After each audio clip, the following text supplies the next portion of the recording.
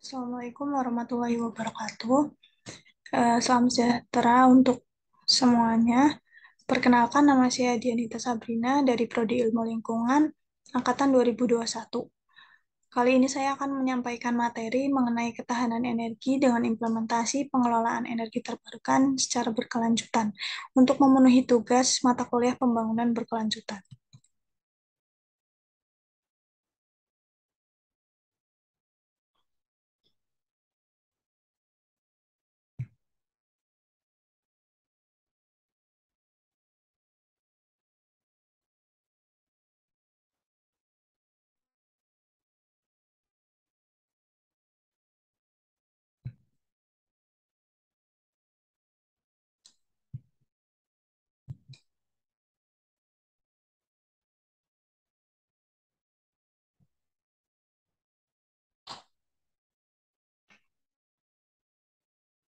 Oke, untuk isi materi yang akan saya sampaikan, yang pertama ada mengenai ketahanan energi dari pengertian dan juga indikator penilaian ketahanan energi. Materi yang kedua mengenai perubahan alasan mengapa perlu diadakannya peralihan dari energi fosil ke energi baru terbarukan. Lalu yang ketiga ada energi terbarukan di Indonesia. Yang keempat ada regulasi energi baru terbarukan, dan yang terakhir yaitu mengenai pihak yang mengelola. Yang pertama mengenai ketahanan energi. Dari artinya, menurut International Energy Agency atau IEA mendefinisikan ketahanan energi sebagai ketersediaan sumber energi yang tidak terputus dengan harga yang terjangkau. Sedangkan menurut Undang-Undang Nomor 30 Tahun 2007 tentang energi, yang dimaksud dengan ketahanan energi adalah suatu kondisi terjaminnya ketersediaan energi, akses masyarakat terhadap energi pada harga yang terjangkau dalam jangka panjang dengan tetap memerhatikan perlindungan terhadap lingkungan hidup.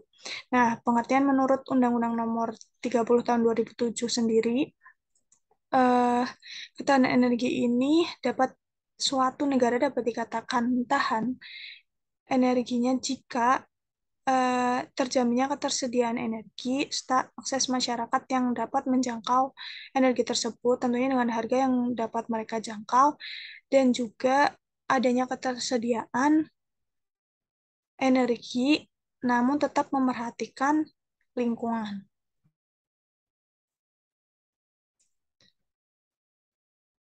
Nah, untuk indikator penilaiannya, menurut Joksis, ada 4 aspek utama. Suatu ketahanan energi itu dapat dikatakan dalam level tahan. Yang pertama, availability atau ketersediaan. Artinya berarti suatu energi itu tersedia dalam jangka waktu yang panjang dan secara kontinu ketersediaannya masih ada. Yang kedua, accessibility atau kemudahan itu masuk ke dalam aksesnya, bagaimana masyarakat dapat menjangkaunya dari segi infrastruktur maupun dari segi kemudahan masyarakat untuk mendapatkan energi yang dapat dirasakannya. Lalu yang ketiga ada affordability atau jangkauan terkait dengan harga yang dapat dijangkau oleh masyarakat. Lalu yang terakhir ada acceptability atau penerimaan, yaitu energi yang dapat diterima oleh masyarakat dan dapat digunakan.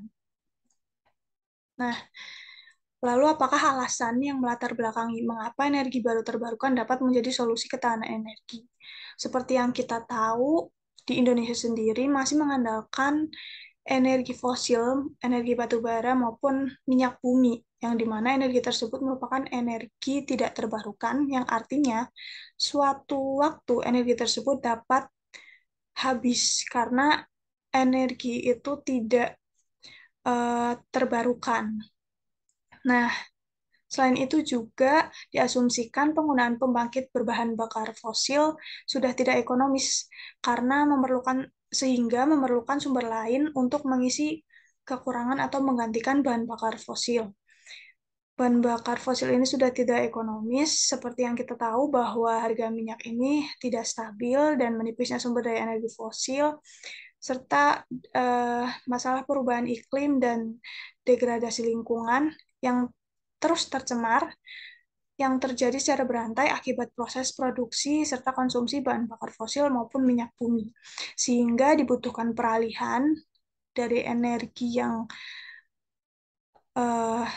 energi yang dulu, energi fosil maupun minyak bumi yang banyak merusak lingkungan, diperlukan suatu energi yang lebih bersih ataupun yang ramah lingkungan, yaitu energi terbarukan. Energi terbarukan ini dikenal dengan energi yang tidak ada habisnya, karena dari jumlahnya dan juga jangka waktunya ini akan tersedia sepanjang masa, karena energi ini energi renewable yang akan selalu terbarukan, yang akan selalu ada cadangannya.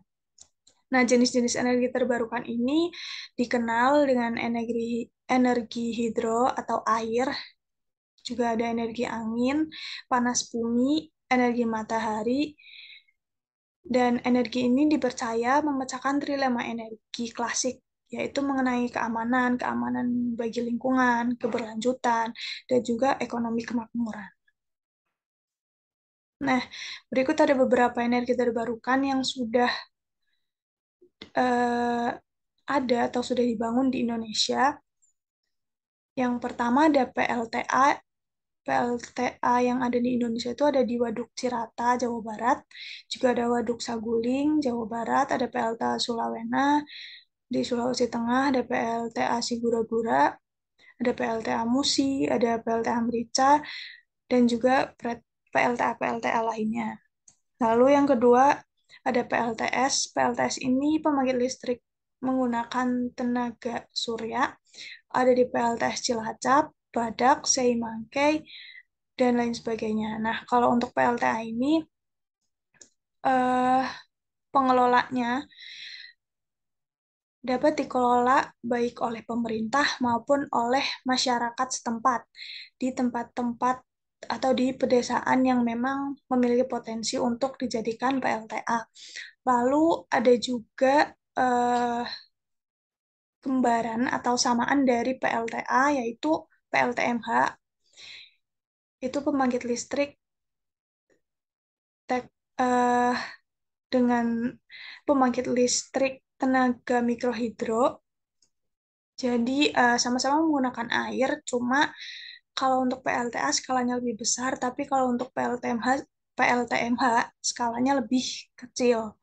Nah, untuk PLTS sendiri sebenarnya eh, sudah banyak PLTS yang diterapkan di Indonesia, baik secara komunal maupun secara mandiri atau individual.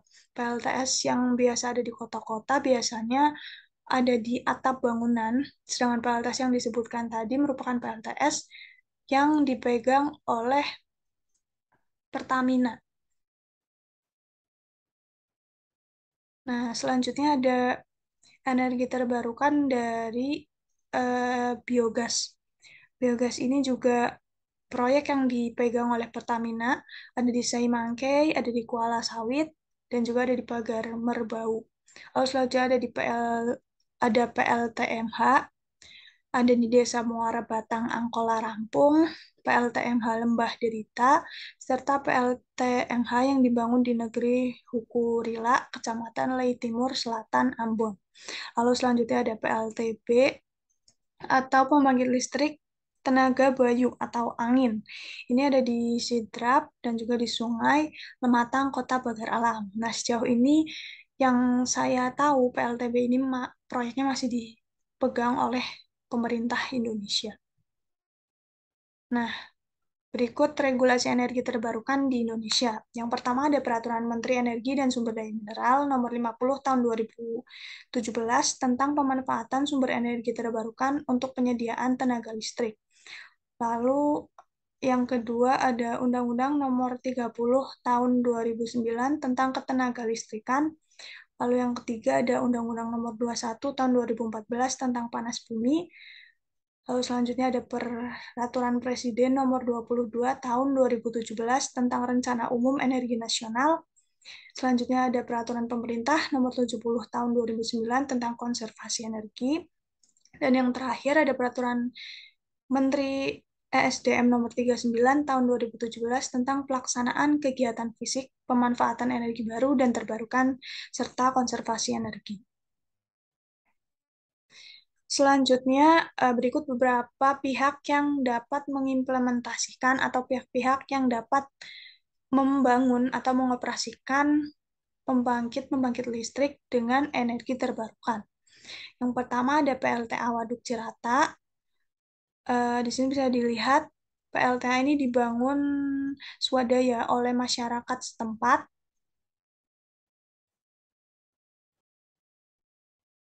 Lalu selanjutnya ada sosok Trimumpuni, ilmuwan Muslim Indonesia paling berpengaruh di dunia.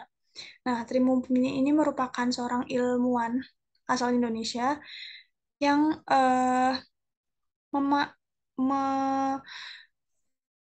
merancang pembangkit listrik tenaga mikrohidroelektrik, dan ilmunya ini sudah diterapkan di 65 desa di seluruh Indonesia. Bahkan ada satu desa di Filipina yang sudah ia bangun PLTMH-nya, dan beliau ini bekerja melalui Institut Bisnis Ekonomi Kerakyatan atau IBK.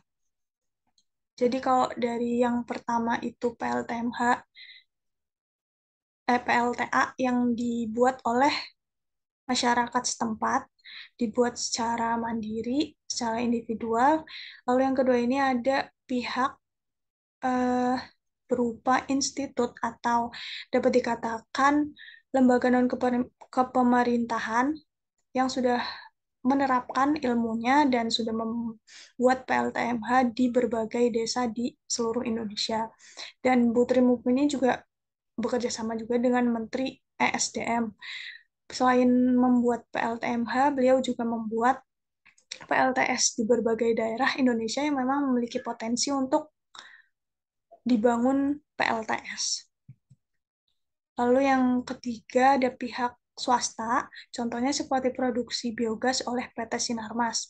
Nah, produksi biogas ini dilakukan oleh PT Sinarmas, akan tetapi hasil dari biogasnya ini mungkin oversupply, terlalu besar, sehingga ada rencana dari pihak PT Sinarmas untuk bekerja sama dengan pemerintah, yaitu PLN, untuk dapat mengalokasikan hasil dari produksi biogas ini menjadi lebih bermanfaat. Lalu selanjutnya ada PLTB Sidrap. Di sini PLTB Sidrap itu dibangun dan dioperasikan, dipegang oleh pemerintah Indonesia.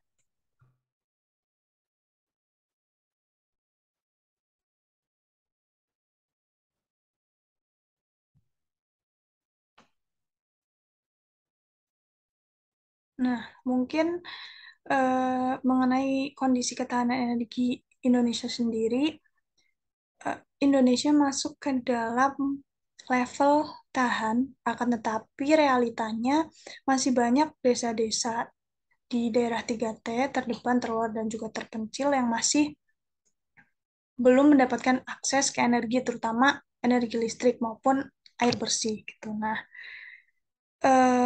ke depannya kendala bagi Indonesia adalah bagaimana caranya untuk memberikan atau menyediakan akses layanan energi secara merata bagi semua warganya, baik di kota, di desa, maupun daerah 3T. Dan juga yang kedua adalah pencapaian dari negara Indonesia sendiri untuk mencapai bauran energi atau komposisi energi agar energi utama yang dipakai oleh Indonesia itu bukan hanya dari energi fosil, tapi juga mulai didominasi oleh energi terbarukan, agar kedepannya lingkungan Indonesia juga lebih baik, terhindar dari pencemaran, dan juga energi terbarukan itu dapat dimanfaatkan dengan lebih berkelanjutan dan juga dapat akses oleh semua warga Indonesia, terutama di daerah 3T, karena di daerah 3T itu banyak sekali potensi energi terbarukan, namun sayangnya masih sedikit perhatian dari pemerintah ataupun kurangnya eksplorasi dari pemerintah. Oke, baik. Mungkin cukup sekian materi yang dapat saya sampaikan. Terima kasih atas waktunya dan perhatiannya. Kurang lebihnya mohon maaf. Assalamualaikum warahmatullahi wabarakatuh.